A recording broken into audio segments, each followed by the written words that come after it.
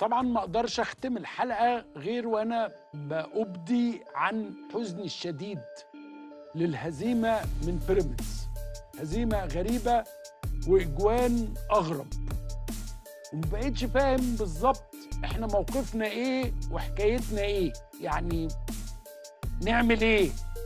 النادي بيقول لك اصله مفيش فلوس، مفيش لعيبه، مفيش اداره، مفيش حب، مفيش اخلاص.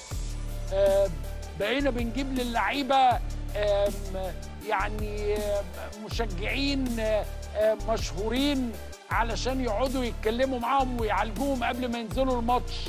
بقينا بنعمل كل حاجه بس مفيش حاجه وبعدين مش قادرين نقف قدام التنين الاحمر.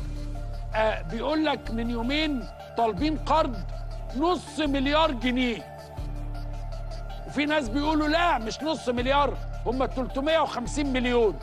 طب هي الاهلي بيجيب الفلوس منين؟ يعني احنا عايزين نعرف الاهلي بيجيب الفلوس منين عشان احنا نجيب الفلوس من نفس المكان ونشتري لعيبه قادره تقف على رجليه. احنا لغايه دلوقتي بنحاول نسد ثمن اللعيبه، فيلل، بيوت، لو حد معاه ساعه نديله يكمل له.